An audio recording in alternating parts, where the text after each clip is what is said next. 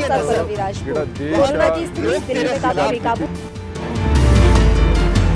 खबरनामा, खबर से असर तक।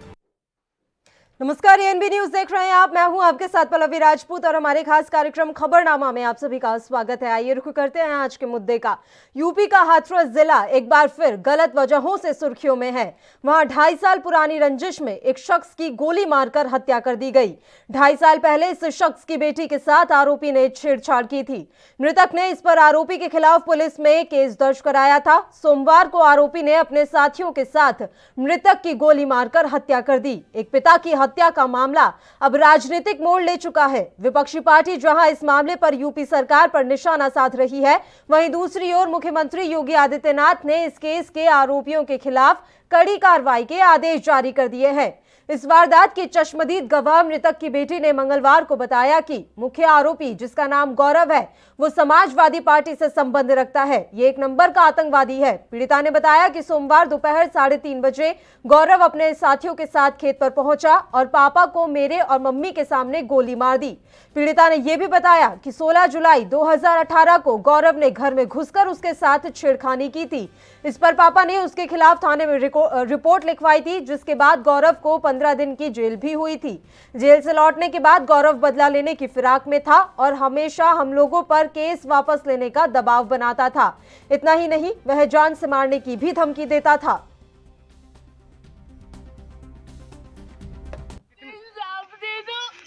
प्लीज मुझे इंसाफ दे दो। गांव के लोग थे? पहले उसने मेरे साथ छेड़खानी की और रामजादे ने मेरे पापा ने केस कर दिया और उसने छेड़ के मेरे पापा को गोली मारी। मेरे पापा को गोली मारी। वो बहराइच इकोना रहता है अभी। इकोना से यहाँ गाँव आए घूमने के लिए। कितने लोग थे जिन्होंने गोली मारी थी? 6-7 लोग थे। 6-7 लोग थे। मेरे पापा को यहाँ गोली मार दी। यहाँ मार देता। यहाँ क्यों मारी थी? क्या बोली थी? पहले केस चल रहा है। पहले उसने बदतमीजी करी। क्या कर रहे थे आज वो खेत पे? क्या कर रहे थे? आलू की खुदाई चल रही थी। मेरे पापा को कोई मतलब नहीं किसी से। 21 को पुलिस को शाम लगभग 4:15 बजे सूचना प्राप्त हुई कि गांव नौजरपुर, जो थाना सासनी क्षेत्र में स्थित है, जनपद हाथरस में, कुछ लोगों द्वारा एक व्यक्ति को गोली मार दी गई है। पुलिस को सूचना मिलते ही तुरंत मौके पर पुलिस पहुंची और पाया कि गांव नौजरपुर के बाहर एक खेत में श्री अमरीश शर्मा पुत्र जगदीश प्रसाद शर्मा, जिनकी उम्र करीब 50 वर्ष है, उनकी आलू के खेत में डेड बॉडी पड़ी है। गौरव उर्फ गोलू नाम के व्यक्ति ने, जो कि गांव सोंगरा का रहने वाला है, अपने साथियों के साथ मिलकर एक 2.5-3 साल पुराने विवाद के चलते उसकी गोली मारकर हत्या कर दी थी। पुलिस द्वारा तुरंत मुकदमा पंजीकृत कर लिया गया और कल रात्रि ही में अन्य सारी विधिक कार्रवाई पूर्ण की गई।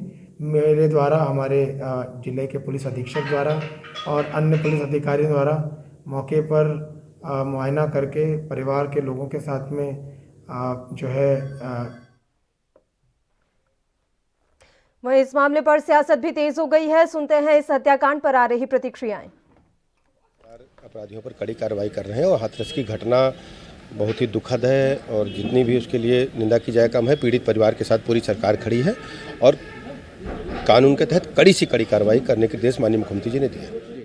देखिए, कोई भी घटना जो महिला अपराधीकरण से जुड़ी होती है वो बहुत दुखदाई होती है। दुखदाई इसलिए मैं कहती हूँ क्योंकि जब एक घटना होती है तो मीडिया में आ जाता है, फिर सब शांत, फिर दूसरी होती है तो फिर मीडिया में आ जाता है, परंतु हम कहीं इसको थमते हुए नहीं देखते और उसका कोई एक कारण नहीं है। उसका कारण अगर हम देखें तो कहीं ना कहीं हमारी न्यायिक व्यवस्था भी है। सरकारों पर आप आरोप लगा सकते हैं, परंतु क्या हम इसको सामाजिक पतन भी नहीं कहेंगे? जब गांव की ही बेटी को, अपने मोहल्ले में अपने पड़ोस की ही बेटी के साथ आप गलत काम करेंगे? हाँ, इस बच्ची का पिता भी कहाँ गया था? पुलिस स्टेशन गया था और उसको गोली मार दी गई। योगी आदित्यनाथ जी जो हैं इस प्रकार की चीज़ें बिल्कुल बर्दाश्त नहीं करते हैं। पुलिस अधिकारियों को उन्होंने इंस्ट्रक्शंस दे दिए हैं, एनएसए रिवोक कर दिया है और जल्द से जल्द सारी गिरफ्तारियां होकर कड़ा एक्शन भी होगा। उसके बाद हमको देखना है कि कितनी देर में इनको सजा मिलती है। अब आप समझ चुके होंगे कि उत्तर प्रदेश के अंदर में किस तरह से गुंडा राज चल रहा है, अपराधियों का राज चल रहा है। यहाँ अपराधी जेल भी चले जाते हैं तो कोई फर्क नहीं पड़ता उनको, फिर जेल से आते हैं फिर मर्डर करते हैं। सोचो आप, जब अपराधियों के अंदर से पुलिस का और सरकार का खौफ खत्म हो जाए, जेल का खौफ खत्म हो जाए तो बचा क्या है फिर? तो इसका अंदाज़ा लगा सकते हैं कि उत्तर प्रदेश की सरकार अपराधियों को कंट्रोल करने में नाकाम हुई है। उत्तर प्रदेश में खाकी का रौब खत्म हुआ है और यहाँ पे पूरी तरह से जंगल राज चल रहा है। कोई भी कभी भी किसी को भी ठोकता पीटता मारता रहता है। सरकार का कोई डर नहीं है, सरकार नाम की कोई चीज़ यहाँ बची नहीं है। ऐसा लग रहा है कि सरकार है ही नहीं, उत्तर प्रदेश में जंगल राज चल रहा है। और महिलाओं के मामले में तो हालत ये हो गई है कि उत्तर प्रदेश में महिलाओं के अत्याचार में आगे बढ़ता चला जा रहा है। इतनी तेज़ी से पैंगे बढ़ा रहा है, जैसे लगता है कि ऐसे महंगाई जैसे बढ़ रही है वैसे उत्तर प्रदेश के अंदर में महिलाओं पर अत्याचार बढ़ रहा है। ये उत्तर प्रदेश के लिए चिंता की बात हो गई है। उत्तर प्रदेश की कानून व्यवस्था इस समय शायद इस देश की जो सबसे ख़राब कानून व्यवस्थाएं हैं उनमें से एक आध राज्य होगा। मैं भी अभी बीच में 3-4 दिन के लिए उत्तर प्रदेश गया हुआ था और बल्कि जिन कार्यक्रमों में गया था उसमें ज़्यादातर भाजपा के समर्थन करने वाले लोग आए हुए थे। वो भी त्राही त्राही कर रहे थे जहाँ तक लॉ एंड ऑर्डर की बात है। ये भी दिख रहा है कि सरकार का थानों पे और पुलिस पर अंकुश नहीं रह गया है। मनमाने ढंग से लोग वहाँ क्राइम कर रहे हैं और जिस प्रदेश में हाँ क्राइम हमेशा रहता था लेकिन इस खुलेआम क्राइम हो, ये सरकार की एकदम विफलता दिखाता है। आप क्राइम होने के बाद क्या एक्ट लगा देते हैं, क्या एक्ट नहीं लगा देते, वो अलग बात होती है, लेकिन इस तरीके का धड़ल्ले से लोग क्राइम करें, ये दिखा रहा है कि योगी सरकार कम से कम। चलिए इस मसले पर चर्चा की शुरुआत कर लेते हैं। इस समय दो मेहमान हमारे साथ लाइव जुड़ गए हैं। आशीष कोटारिया जी जो कि कांग्रेस से हैं, इनके अलावा प्रीति दुबे जी जो कि भारतीय जनता पार्टी से हैं। दोनों ही मेहमानों का स्वागत करती हूं मैं एएनबी न्यूज पर। सबसे पहले प्रीति जी मैं आपके पास ही आना चाहूंगी, चूंकि आप बीजेपी की एक प्रवक्ता भी हैं, इसके अलावा आप एक खुद महिला भी हैं, तो आप समझ सकती हैं कि उत्तर प्रदेश में रोजाना जिस तरीके के मामले महिला अपराध के आ रहे हैं, कहाँ जा रहा है प्रदेश, और क्या अब हम दलगत राजनीति से ऊपर उठकर इस मसले पर बातचीत नहीं कर सकते? पल्लवी जी, महिला होने के नाते और एक कार्यकर्ता तो हुई ही, लेकिन जैसा कि आपने कहा पहले कि मैं एक महिला हूं और महिला होने के नाते उस बच्ची के ऊपर जो भी बीता है, और जब एक बच्ची के पिता का साया किसी से उसके सर से उठ जाता है तो वो दर्द, तो वो कोई भी उस दर्द का सानी नहीं कर सकता है या उसको हम कहीं पे भी व्याख्या नहीं कर सकते। और ये बहुत ही दुखद घटना है और इस दुखद घटना की जितनी भी निंदा की जाए वो कम है, लेकिन निंदा करने से कुछ नहीं होगा। जैसा कि एक जन ने बताया कि हम दलगत राजनीति से ऊपर उठ के हमें ये भी देखना होगा कि हमारे समाज में क्या हमारी नैतिक जिम्मेदारियां कहीं बनती नहीं है, और हम जिस समाज में रहते हैं क्या हमारे समाज की संस्कृति इतनी खोखली हो गई है कि हम एक दूसरे के लिए, जहाँ हमारी संस्कृति ज्ञान देती थी कि हम हमारे पड़ोसी हैं, हमारे जो भी हमारे गांव में रहते हैं उनकी रक्षा करना हमारा सर्वप्रथम धर्म है, लेकिन आज हाथरस ऐसा यूपी का जो हाथरस है आप देखेंगे इतनी घटनाएं वहां पे होती हैं और उसको उस घटना का केंद्र बना के किया जा रहा है। आप एक देखिए, सरकार जो अपनी नैतिक जिम्मेदारी है, सरकार किसी चीज को रोकने के लिए इतने सारे एक्ट सरकार ने बना दिए हैं, लेकिन जो उसको एग्जीक्यूट करता है वो हमारा प्रबंध तंत्र है वहां का।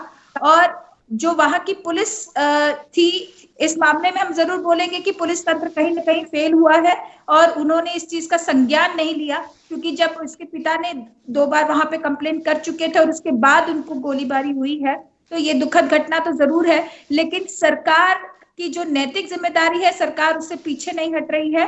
और सरकार ने, योगी सरकार ने पूरी तरीके से उस पर चुस्त दुरुस्त होकर उस पर काम करना शुरू किया है और कितने पुलिस वालों को उन्होंने क्लियर इंस्ट्रक्शन दे दिए हैं कि इस पे तुरंत का तुरंत एनएसए लागू किया जाए और जितने अपराधी हैं उन्हें तुरंत का तुरंत अरेस्ट किया जाए। ठीक है, आशीष कोटारिया जी आपकी प्रतिक्रिया। सर, उत्तर प्रदेश में जो भी इस तरीके के मामले सामने आते हैं उनमें एक चीज हमेशा कॉमन मिलती है और वो है वहां की स्थानीय पुलिस की कारगुजारी। हम देख रहे हैं कि स्थानीय पुलिस जो है अब इन मामलों में बिल्कुल ध्यान ही नहीं देती है। ये लापरवाही क्यों आखिर? उत्तर में बता सकता हूँ कि ये है भाजपा सरकार के शासन में उत्तर प्रदेश की कानून और व्यवस्था चरमरा गई है। कहाँ था हाथरस का प्रशासन, कहाँ था हाथरस के प्रशासन की पुलिस, जिला व्यवस्था कहाँ थी कि जब हाथरस की वर्ष 2020 में प्रथम बार दलित बेटी के साथ शोषण और उसके पश्चात उनकी निर्मम तरीके से हत्या, और अब इसी जिले में दूसरी बार देश की दूसरी बेटी के साथ शारीरिक शोषण किया गया, और जब केस वापस नहीं लिया गया तो पिता की निर्मम तरीके से सार्वजनिक तौर पर हत्या कर दी गई। भारतीय जनता पार्टी की प्रदेश सरकार इसके लिए प्रत्यक्ष तौर पर जिम्मेदार है। मुझे बताइए, समाजवादी पार्टी की संलिप्तता इसमें कहीं ना कहीं सामने आई तो ये दर्शाता है कि उत्तर प्रदेश में समाजवादी पार्टी के शासन में, भारतीय जनता पार्टी के शासन में ना ही प्रदेश की महिला सुरक्षित है, ना ही प्रदेश की दलित महिला सुरक्षित है, और ना ही पिछड़ा वर्ग सुरक्षित है। पल्लवी जी, मुझे बताइए, इतने वर्ष हो गए उत्तर प्रदेश में भाजपा सरकार का शासन है, किंतु निरंतर प्रदेश में महिलाओं के विरुद्ध दिन प्रतिदिन अपराध तेजी से बढ़ते जा रहे हैं, और विशेष तौर पर अल्पसंख्यक समुदाय पर होने वाले अपराधों की मात्रा तेजी से बढ़ रही है। लेकिन योगी सरकार केवल और केवल नेशनल सिक्योरिटी एक्ट लागू करने का बहाना बनाती है, किसी भी प्रकार की कानूनी कार्रवाई होती नहीं है, क्योंकि ये सरकार अब सार्थक साबित हो गया है, क्योंकि चुनाव नजदीक है और सरकार डरी हुई है, इसलिए एनएसए लगाने की बात की जाती है। किंतु भारतीय राष्ट्रीय कांग्रेस यह सुनिश्चित करती है कि यदि 2022 में वहां कांग्रेस की सरकार बनी तो सर्वप्रथम प्रदेश की महिलाओं को, प्रदेश की बेटी को, प्रदेश के पिछड़े वर्ग को और अल्पसंख्यक समुदायों को सुरक्षा प्रदान करने का जिम्मा भारतीय राष्ट्रीय कांग्रेस लेगी। और आज मैं भारतीय राष्ट्रीय कांग्रेस से मांग करता हूं कि हाथरस की उस बेटी को जल्द से जल्द न्याय मिले और अपराधियों को कठोर से कठोर दंड प्रदान किया जाए। आशीष जी, एक बात मुझे यहाँ पर याद आ रही है, भले मैं मुद्दे से थोड़ा हट रही हूँ, लेकिन एक बात मुझे बताइए, भारतीय राष्ट्रीय कांग्रेस ये कर देगी वो कर देगी, राजस्थान की पीड़िता तो मथुरा पहुंचती है जब प्रियंका गांधी वहां जाती है, वहां जाकर तो प्रियंका गांधी से वो न्याय मांगती है राजस्थान की पीड़िता, तब कहाँ जाती है गहलोत सरकार?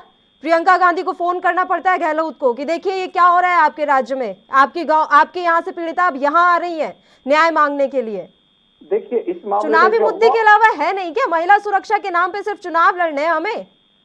देखिए, हम चुनाव लड़ने का कार्य नहीं करते, इसको लेकर हम स्वीकार करते कि यदि लीपापोती बरती गई है तो यदि कोई गलती है तो उसको हम स्वीकार करते। किंतु प्रदेश में क्या, मुझे बताइए पल्लवी जी, राजस्थान की तुलना में उत्तर प्रदेश में महिलाओं के विरुद्ध होने वाले अपराध ज्यादा है। आप नेशनल क्राइम रिकॉर्ड ब्यूरो की रिपोर्ट पढ़ लीजिए, सबसे ज्यादा माइनॉरिटीज का प्रोसिक्यूशन यूपी में होता है, सबसे ज्यादा वीमेन का सेक्सुअल एक्सप्लॉयटेशन उत्तर प्रदेश में होता है, सबसे ज्यादा माइनॉरिटीज के विरुद्ध होने वाले अपराध भी उत्तर प्रदेश में है। तो उत्तर प्रदेश जो भौगोलिक तौर पर भी बड़ा है तो सरकार की ज्यादा जवाबदेही है ना, राजस्थान में इतने अपराध नहीं होते, मेरा क्या है। और यदि कोई लिपापोती और यदि कोई समस्या है तो हम इसको स्वीकार करते हैं, हमारी गलती हुई है, किंतु योगी सरकार इसके लिए जिम्मेदार है, और जब तक उस बेटी को न्याय नहीं मिलेगा तब तक हम उनके न्याय के लिए लड़ाई लड़ते रहेंगे और संघर्ष करेंगे। बताइए प्रीति जी। पल्लवी जी, जैसा कि आशीष जी कह रहे हैं, आशीष जी, जब भी मैंने देखा है कि डिबेट में वो दलगत राजनीति से ऊपर उठ के डिबेट कर ही नहीं पाते हैं। पहली चीज, इसमें आप ये बताइए कि जो भी सरकार, योगी जी की सरकार पिछले ये साल से 5 साल से हमारे यहाँ पे है, और उन्होंने जिस हिसाब से यूपी का जो नजरिया चेंज किया है, आज मैं भी महिला हूँ, मैं भी कहीं ना कहीं उत्तर प्रदेश को भी रिप्रेजेंट करती हूँ, और जब मैं उत्तर प्रदेश में जब आती हूँ तो यहाँ पे बड़ी सेफ्टी मैं फील करती हूँ। तो जैसा कि पहले 2000 पहले या 2014 के 13 के पहले का यूपी था, और जो आज अब 2012 या 13 के बाद का यूपी है, तो कहीं ना कहीं महिलाओं की सुरक्षा तो बहुत अच्छी तरीके से चाक चौबंद हुई है। लेकिन इसमें हम ये नहीं बोलेंगे कि हमने 100% उसमें एक्यूरेसी पा ली है। और कहीं ना कहीं क्या होता है कि जो पुरानी सरकारें हैं, उनकी जो नीतियां हैं, और उनके साथ में जो पुलिस सिस्टम या सारे लोग काम कर रहे होते हैं, और उनको एक नए सिस्टम में ढालने में और वो तंत्र को ढालने में समय लग रहा होगा। और मैंने ये कहा कि जब कोई भी अनइवेंट घटना होती है, जो कि ये जो घटना है वो ऐसी कोई घटना नहीं है कि जिसमें मैं राजनीतिक प्रचार या प्रसार करूं, और ये एक महिला के साथ में हुआ है, तो मैं हमेशा से ये कहती हूँ कि महिलाओं को सुरक्षा देना हर सरकार की जवाबदारी है। ठीक है, बिल्कुल। प्रीति जी, मैं लौट रही हूँ आपके पास, इस मसले पर चर्चा ऐसे ही जारी रहेगी। एक छोटे से ब्रेक के लिए हमें यहाँ रुकना है, फौरन हाजिर होंगे।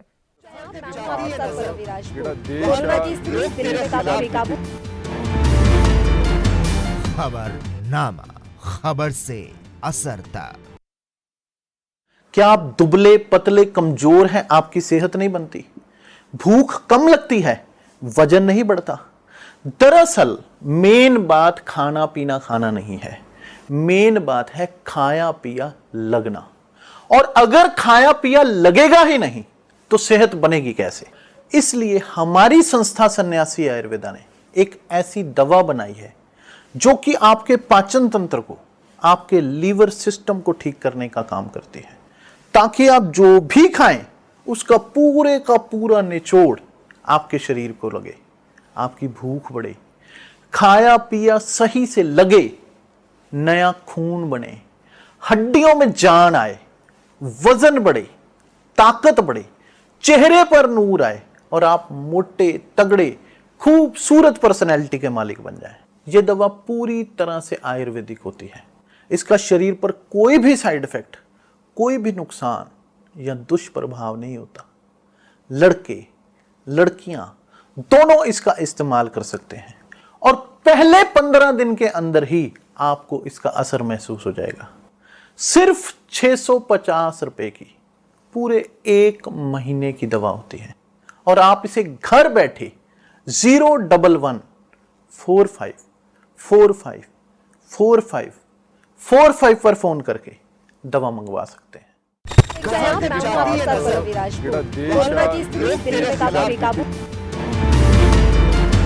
खबरनामा, खबर से असर तक।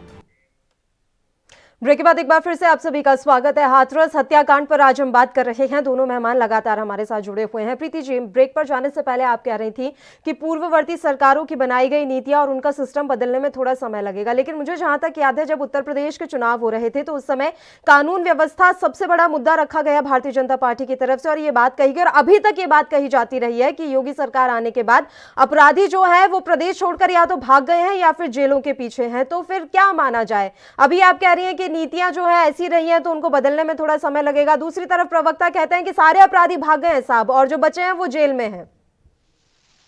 नहीं, मैं पल्लवी जी, ऐसा है कि आप खुद एक तरीके से आप न्यूज में सुन रही होंगी, बाकी जगह पे सुन रही होंगी, योगी सरकार की जो लोकप्रियता है वो लोकप्रियता इस नाते नहीं बढ़ी है कि सिर्फ वो महाराज योगी जी हैं।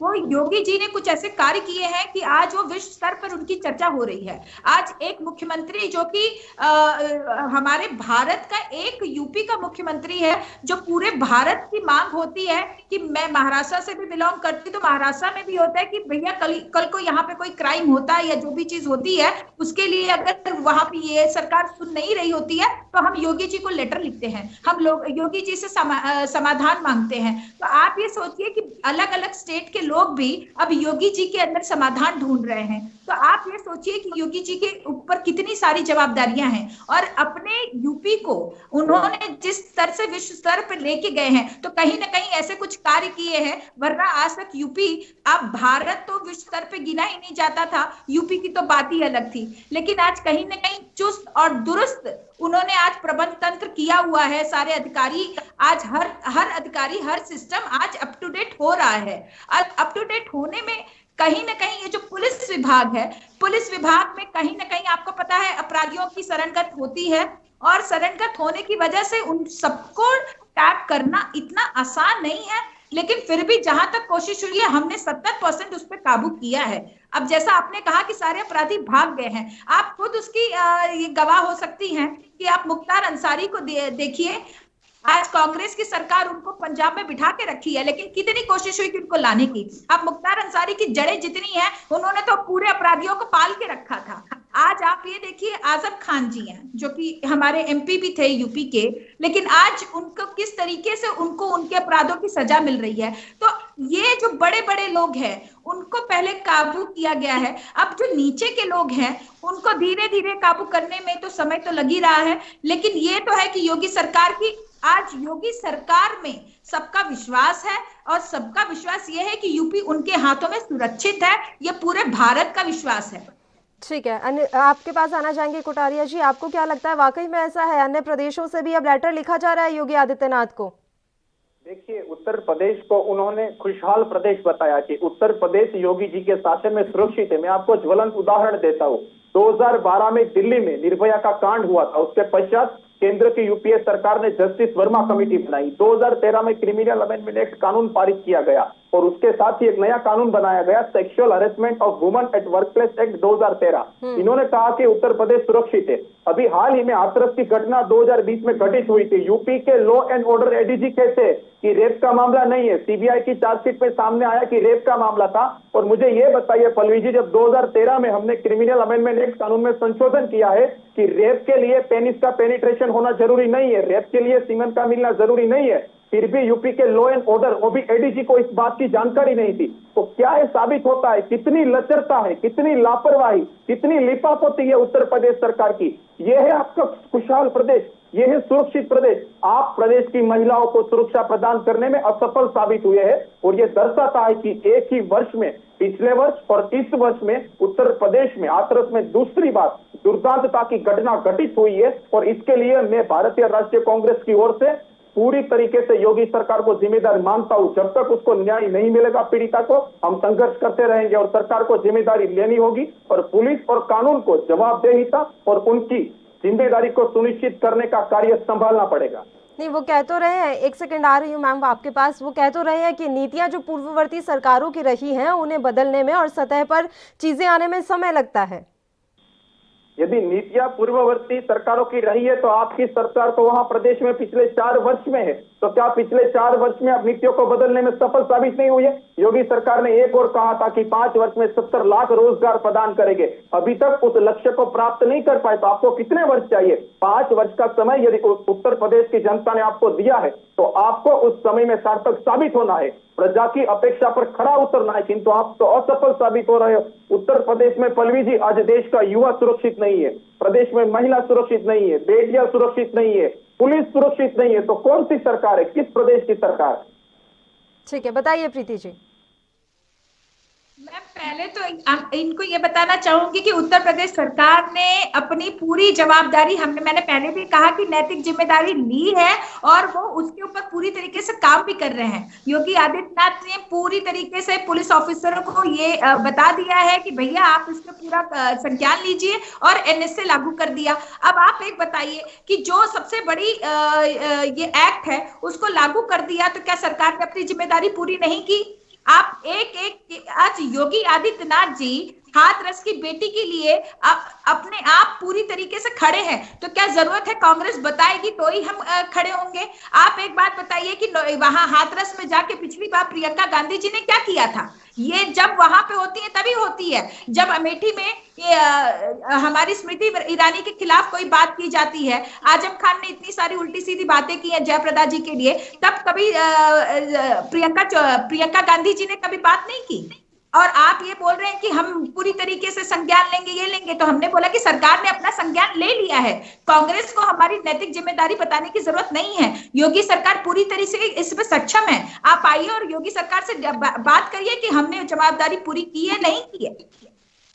नहीं, आपकी बात अगर मैं मान भी लूं तो अभी आप थोड़ी देर पहले जो नाम ले रही थी मुख्तार अंसारी और सपा सांसद आजम खान का, उसमें आपने कहीं कुलदीप सेंगर का जिक्र नहीं किया। और अगर आप जिक्र करेंगी तो फिर उस बात को भी मेंशन कीजिएगा कि सजा दिलाने से पहले कितना नुकसान वो कर चुका था पहले ही पीड़िता के परिवार का। अगर हम दूसरों पर उंगली उठाते तो हमें खुद का भी तो घर देखना चाहिए कि हमने क्या किया। और सबसे बड़ी बात यह है, आपकी एक एक बात मैं मानने को तैयार हूं। एक ऐसी नजीर मुझे बता दीजिए प्रीति दुबे जी कि हाँ ऐसी नजीर हमने पेश की है, हमने 6 महीने के अंदर ये कर दिया रेप आरोपी के ऊपर या किसी के भी ऊपर, कि वो नजीर बन जाए। एक के बाद एक महीने में कितने मामले, विरले कोई मामले आते हैं तो समझ में आता है प्रीति दुबे जी। लगातार एक हफ्ते में इतने भयंकर कांड, इतने दुर्दांत कांड सामने आ जाते हैं उत्तर प्रदेश से, डर लगता है। आप कह रही हैं कि आप वहां जाती हैं तो सेफ फील करती हैं। मुझे पहले ये बताइए आप वहां कौन सी सिटी में जाती हैं प्रीति दुबे जी? मैं जौनपुर में बैठी हूँ। मैं पूर्वांचल की सबसे जो कुख्यात सिटी होती है जौनपुर, पिछड़ा इलाका गिना जाता है हमारे पूरे इसमें, वहां पे बैठी हूँ मैं। और उसके बावजूद भी मेरा यहाँ पे कुछ कॉलेजेस हैं, वहां पे ये रहता है। हमारे कॉलेज में कम से कम 600 बच्चियां पढ़ती हैं और 600 बच्चियां अपने आप को सेफ फील करती हैं। तो मुझे नहीं लगता कि तो ये बच्चियां कौन है प्रीति दुबे जी? तो ये बच्चियां कौन है, मुझे ये भी बता दीजिए। ये कहीं बाहर से आई है क्या? मैंने आपको यही बताया, ये बच्चियां भी हमारी बच्चियां हैं। आप ये बात बताइए कि जब अगर कोई घटना हुई है, उस घटना का अगर सरकार ने संज्ञान नहीं लिया होता तब हमें ये पाठ पढ़ाया जाता कि भैया आपने अपनी जिम्मेदारी नहीं निभाई है, सरकार अपनी पूरी जिम्मेदारी निभा रही है। अब एक एक जगह पे हाथ, आप इतना तो देखिए कि कहीं ना कहीं राजनीतिक जो संरक्षण मिला हुआ है वो अपराधी यहाँ पे पाके अपनी ये कर रहे हैं। और कहाँ आप ये देखिए क्राइम क्यों बढ़ता जा रहा है, क्राइम क्यों बढ़ता जा रहा है, क्यों ये सारी जो विपक्षी राजनीति पार्टियां हैं, क्या उनका विवेक नहीं बन रहा है, क्या वो समाज में नहीं रह रहे हैं, क्या वो यूपी में नहीं रह रहे हैं, उन्होंने अपना कार्य किया है क्या? हम आज भी बात कर रहे हैं सामाजिक पतन कहाँ पे जा रहा है, ये सिर्फ आज हमको बताना पड़ेगा। क्या सफाई जो महोत्सव होता था तब ये पतन नहीं हो रहा था महिलाओं का? आप ये सोचिए, आज भी कांग्रेस की आज आपको बता देती हूँ कि गाजीपुर यहाँ पे जब किसान फार्मर अपने ये कर रहे हैं तो वहां पे नाच मंगाया जा रहा है, वहां पे महिलाओं का नाच हो रहा है, तब यहाँ पे महिलाओं की कहाँ पे इज्जत दी जा रही है? मैम कोटारिया जी, विपक्ष में होने के नाते आपकी क्या जिम्मेदारी बनती है? हमने तो जिम्मेदारी ली है कि हम हाथरस की पीड़िता को या फिर बदायूं की पीड़िता हो और या फिर दूसरी बार इस हाथरस की बेटी को न्याय दिलवाने के लिए संघर्ष करेंगे। पल्लवी जी, मुझे बताइए, जब हाथरस में पिछले वर्ष कांड हुआ था और जिस तरीके से दलित बेटी के साथ सामूहिक दुष्कर्म किया गया, उसकी हत्या कर दी गई निर्मम तरीके से, क्या कोई शासित सरकार का व्यक्ति या फिर ना ही प्रधानमंत्री जी, ना ही प्रदेश के मुख्यमंत्री जी उस पीड़िता को मिलने गए थे? राहुल गांधी जी और प्रियंका गांधी जी जब पीड़िता को मिलने गए थे तो प्रदेश की सरकार ने सीमा पर, जैसे पाकिस्तान की सीमा हो वैसे पुलिस का बल तैनात कर दिया, किंतु उसके पश्चात भी मिले। और अभी प्रीति जी बता रही थी कि प्रदेश बहुत सुरक्षित है, पूर्ववर्ती सरकार की नीतियों के कारण हम अच्छी तरीके से नीतियों को लागू नहीं कर पा रहे। मुझे बताइए, वर्ष 2019 का डाटा है, अपराध क्राइम रिकॉर्ड ब्यूरो का डाटा है, बताता है कि प्रदेश में कुल मिलाकर महिलाओं के विरुद्ध 66% की वृद्धि हुई है। दलितों के विरुद्ध होने वाले अपराध 33%। कोटारिया जी, आप जो ये आंकड़ा दे रहे हैं वो आंकड़ा हम तुरंत सुनेंगे, लेकिन एक छोटे से ब्रेक के लिए बुलेटिन में रुक लेते हैं। ब्रेक के बाद फौरन हाजिर होंगे।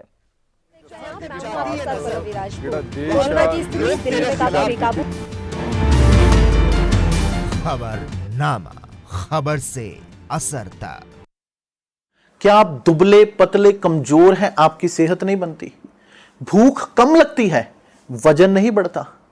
दरअसल मेन बात खाना पीना खाना नहीं है, मेन बात है खाया पिया लगना। और अगर खाया पिया लगेगा ही नहीं तो सेहत बनेगी कैसे? इसलिए हमारी संस्था सन्यासी आयुर्वेदा ने एक ऐसी दवा बनाई है जो कि आपके पाचन तंत्र को, आपके लीवर सिस्टम को ठीक करने का काम करती है, ताकि आप जो भी खाएं उसका पूरे का पूरा निचोड़ आपके शरीर को लगे, आपकी भूख बढ़े, खाया पिया सही से लगे, नया खून बने, हड्डियों में जान आए, वजन बढ़े, ताकत बढ़े, चेहरे पर नूर आए और आप मोटे तगड़े खूबसूरत पर्सनैलिटी के मालिक बन जाएं। यह दवा पूरी तरह से आयुर्वेदिक होती है।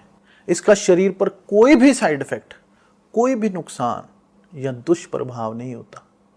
लड़के लड़कियां दोनों इसका इस्तेमाल कर सकते हैं और पहले 15 दिन के अंदर ही आपको इसका असर महसूस हो जाएगा। सिर्फ 650 रुपए की पूरे 1 महीने की दवा होती है और आप इसे घर बैठे 01145454545 पर फोन करके दवा मंगवा सकते हैं। कम ब्रेक और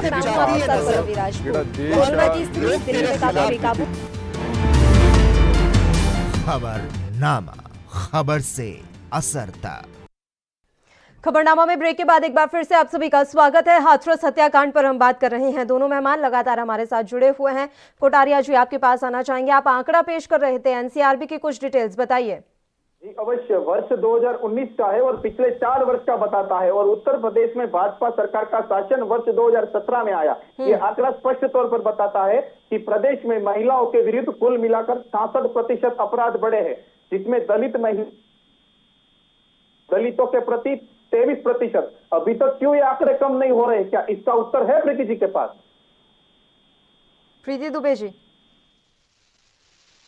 सर, आंकड़े कम नहीं हो रहे हैं, ये आप आंकड़ों पे जा रहे हैं और मैं प्रत्यक्षदर्शियों पे जा रही हूँ। आप एक एक्टिविस्ट हैं सुबही खान, जो कि हर लाइव टीवी चैनल पे आती हैं, उनको वो आके बताती है कि लखनऊ में आके, और जो प्रीति पांडे जी हैं, टीपी से बिलोंग करती हैं, और जिस तरीके से वो फ्यूरियस होकर अपनी बातों को रखती हैं, और वो अब घमंड के साथ और गर्व के साथ रखती हैं, क्योंकि वो यूपी में है, इसलिए उन्हें पता है कि यूपी में सुरक्षित हूँ। और मैं किसी भी टीवी चैनल पे जब भी मैं डिबेट करती हूँ तो मैं ये सोच के यह हो जाती हूँ कि मैं यूपी की रहने वाली हूँ। तो ये क्या हमारे अंदर गर्व नहीं हुआ है? आप आंकड़ों के दूसरी तरफ भी तो ध्यान दीजिए। आंकड़े पे ही आप बात कर रहे हैं, जो कि एक डेटा अब जनरेट होता है, लेकिन आप प्रत्यक्षदर्शी जाके आप बात करिएगा तो प्रत्यक्षदर्शी में आपको सरकार ने कितनी योजनाएं की हैं उसका भी डेटा आप निकाल के दीजिए। बेटी बचाओ बेटी पढ़ाओ का जो आपने स्कीम देखा होगा, वो इस सरकार ने ही किया है, और महिलाओं को जितना सम्मान निधि दी जा रही है उतना मुझे नहीं लगता आप पिछले किसी भी सरकार ने महिलाओं का उतना सम्मान किया होगा। तो आप एक देखिए कि आप सिर्फ क्राइम डेटा देख रहे हैं, क्योंकि आपका एक नेगेटिव पार्ट देखने का हमेशा हिसाब बना हुआ है। लेकिन वहीं की जो एक्टिविस्ट महिलाएं हैं, क्या महाराष्ट्र में कोई भी एक्टिविस्ट महिलाओं को तुरंत जेल पहुंचा दिया जाता है, लेकिन यूपी के होने के नाते दिल्ली में बैठ के या पूरे भारत में बैठ के जब वो एक्टिविस्ट अपनी आवाज को बुलंद कर रहे होते हैं, तो कभी उनसे भी जाके पूछे, हो सकता है आपके चैनल पे भी आ रहे होंगे वो लोग कभी ना कभी, तो उनसे पूछे कि क्या वो अपने आप को सेफ फील नहीं करते हैं। समझ से परे है मैम। अगर मैं बात कोटारिया जी की करूं तो उनके हिसाब से तो उत्तर प्रदेश से ज्यादा बुरा प्रदेश ही पूरी दुनिया में कोई नहीं है। आपकी मैं बात मानूं तो सब कुछ सुरक्षित है, सब कुछ ठीक है। हकीकत क्या है? हकीकत पर कौन बात करेगा? बात तो यही है ना, किसी को भी बुला लो डिबेट पर, किसी को भी, हर कोई अपने पर्सपेक्टिव से बात करना चाहता है। हकीकत कोई ना तो समझना चाहता है, ना जानना चाहता, ना ही उस पर बात करना चाहता है। मैं बार बार ये पूछ रही हूँ, तो जो ये केसेस आ रहे हैं वो कहाँ से आ रहे हैं? आप कह रही हैं कि ठीक है डेटा को साइड में रखिए, जो प्रत्यक्षदर्शी है उनसे बात कीजिए। मैं मान लेती हूँ प्रत्यक्षदर्शी कह रहे होंगे कि वहां पर स्थितियां अब सुधर गई हैं। मैं ये नहीं कहूंगी सब कुछ सही हो गया है, पिछले सालों के मुकाबले उत्तर प्रदेश में स्थितियां सुधर गई हैं, लेकिन अब जो ये मामले लगातार आ रहे हैं उनका क्या? आप ये बात कह रही हैं कि जवाबदेही हमारी सरकार करती है, और देखिए लगातार एनएसए के तहत कार्रवाई की जा रही है। नजीर, एक बात आप समझ रही हैं, जब तक हम किसी चीज के लिए नजीर पेश नहीं करेंगे लोगों में भय नहीं बैठता है। इस तरह की जो अपराधी की मानसिकता के लोग होते हैं उनमें भय नहीं आएगा। आप एनएसए के तहत कार्रवाई कर लीजिए, जेल में उठा के पटक दीजिए, उनको पता है ऐसे जिंदगी कटती रहेगी, कोई बात नहीं, कभी ना कभी तो बेल पर आ ही जाएंगे। अब इसी केस को ले लीजिए, ये आरोपी भी तो बेल पर ही बाहर आया था ना। नजीर क्या पेश कर रहे हैं? बात तो यही है ना, ये बेल पर आया, बेल पर आकर उसने देख लीजिए क्या कर लिया।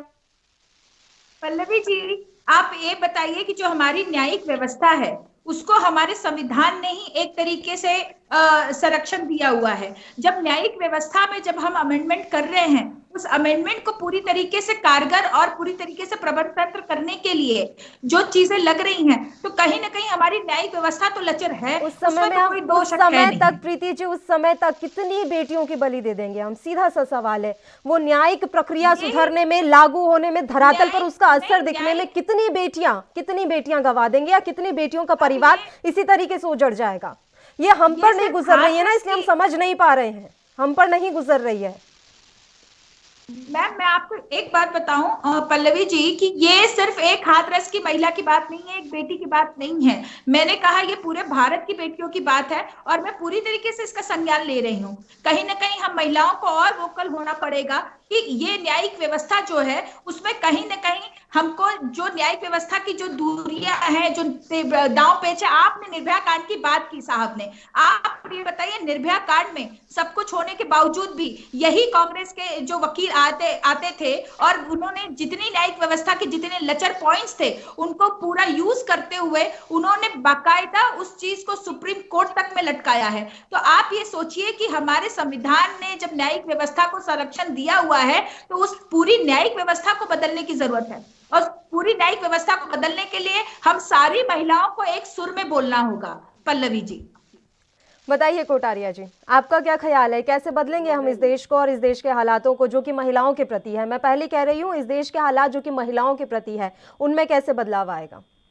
महिलाओं के प्रति बदलाव लाने के लिए तो यही है कि आपको समावेशी विकास की राह को पकड़ना पड़ेगा। आपको न्यायिक व्यवस्था में जुडिशियल रिफॉर्म करने पड़ेंगे, आपको क्रिमिनल रिफॉर्म करने पड़ेंगे। आईपीसी जो कि इतना पुराना है उसमें आप रिफॉर्म कीजिए। मुझे बताइए, मैंने तो कहा ना कि 2012 में जस्टिस वर्मा कमेटी गठित हुई, 2013 में हम अमेंडमेंट एक्ट लेकर आए, लेकिन पल्लवी जी मुझे बताइए, मैं आज प्रश्न पूछता हूँ कि वर्ष 2014 के बाद विशेष तौर पर महिलाओं के लिए इस सरकार के द्वारा किस प्रकार की घोषणा की गई, किसी प्रकार का कानूनी सुधार किया गया जो महिलाओं को विशेष तौर पर सुरक्षा प्रदान करता हो। उत्तर प्रदेश में योगी जी ने एंटी रोमियो स्क्वाड तो बना दी, किंतु महिलाओं को सुरक्षा देने में वे असफल साबित हुए। तो ये दर्शाता है यदि उत्तर प्रदेश की पुलिस आज जिम्मेदार है तो उसके लिए प्रदेश की सरकार को पुलिस रिफॉर्म करना पड़ेगा।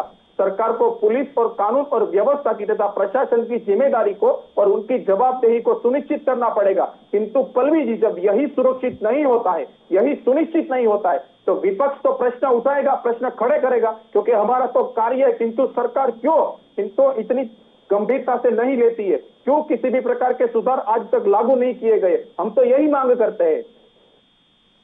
ये मांग आप उन राज्यों में क्यों करते हैं जहां पर बीजेपी या फिर किसी और दल की सरकार है? वहां पर ये मांगे क्यों नहीं उठती हैं जहां खुद कांग्रेस बैठी हुई है सत्ता में?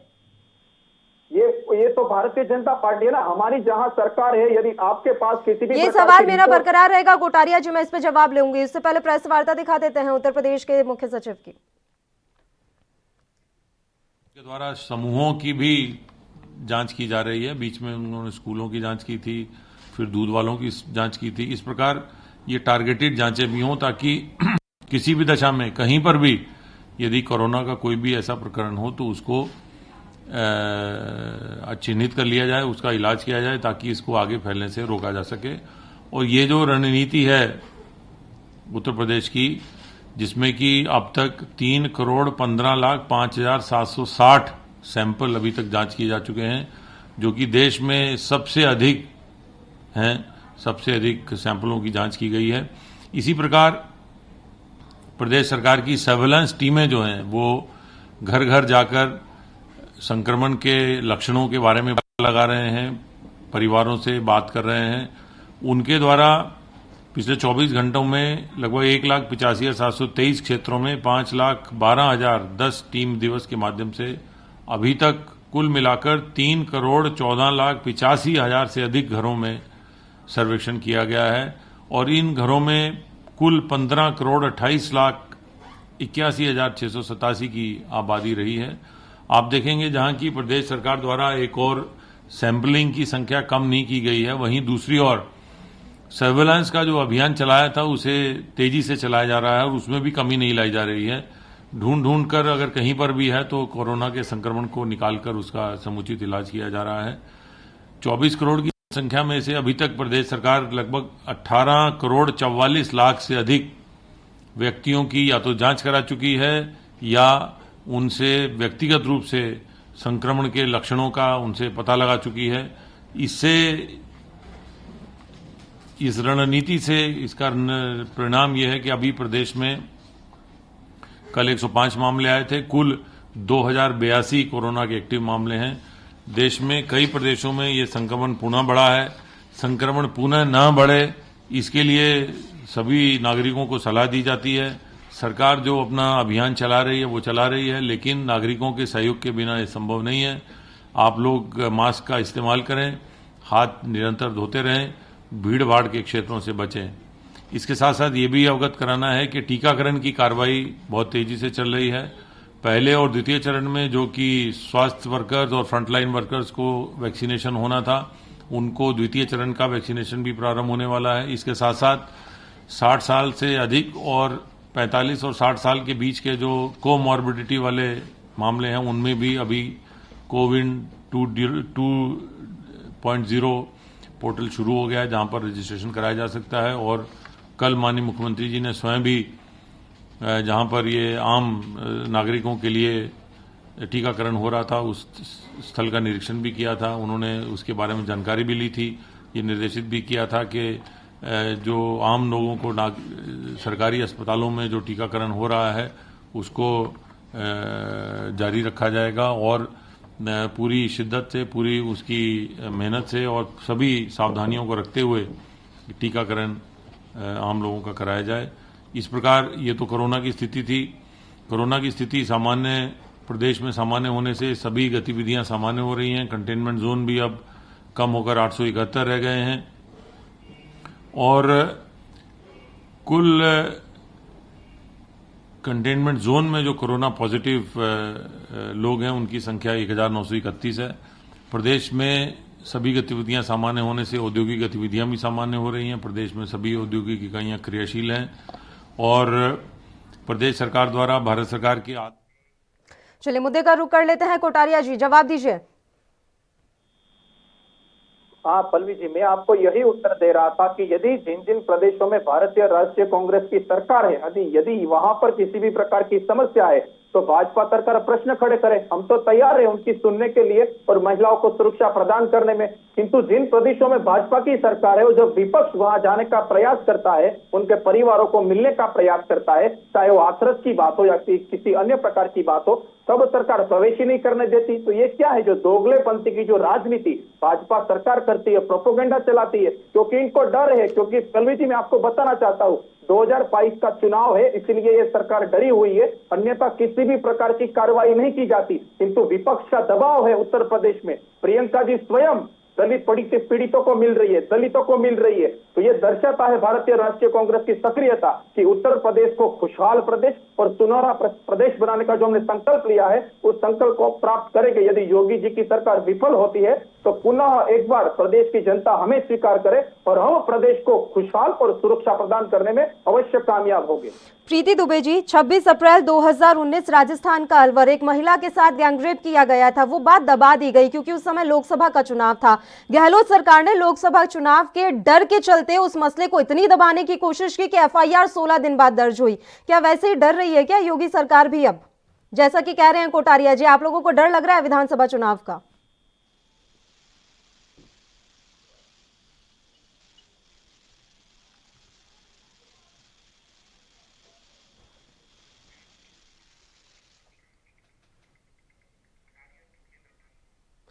प्रीति जी तक मेरी आवाज नहीं पहुंच पा रही है। कोटारिया जी मैं तब तक आपका ही रुख करना चाहूंगी। आपने एक बात कही अभी कि अगर हमारे राज्यों में इस तरह की चीजें होती है तो विपक्ष सवाल उठाए ना, लेकिन बात यहाँ सवाल जवाब का नहीं है ना। बात यह है कि जहां जिसकी सरकार है वहां स्थितियां ठीक क्यों नहीं हो रही हैं। सवाल उठाने से क्या होता है, स्थितियां सही होनी चाहिए। सवाल उठाकर भी क्या कर लेंगे आप?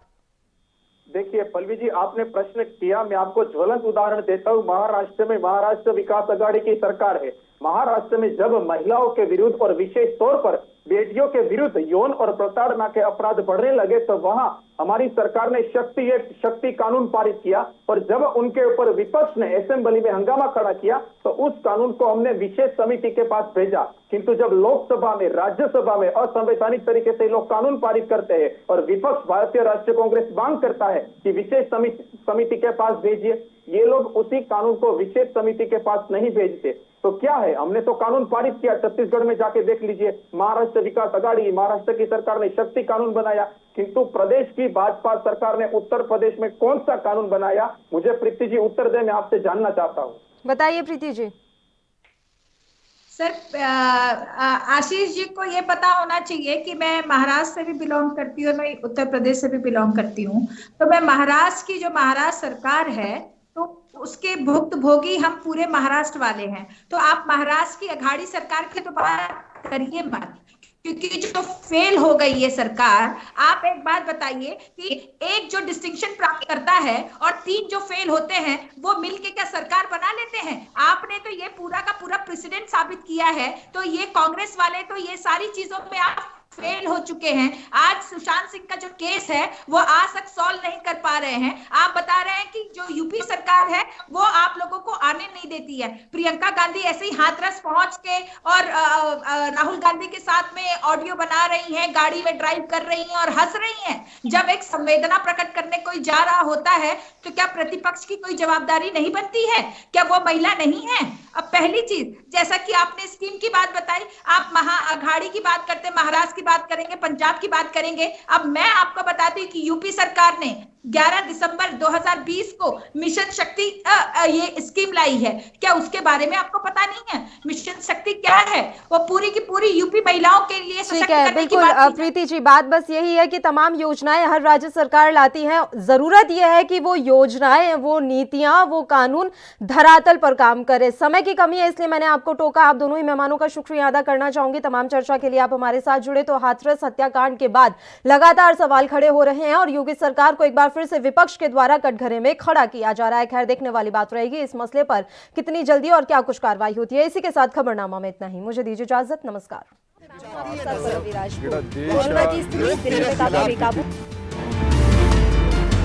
खबरनामा, खबर से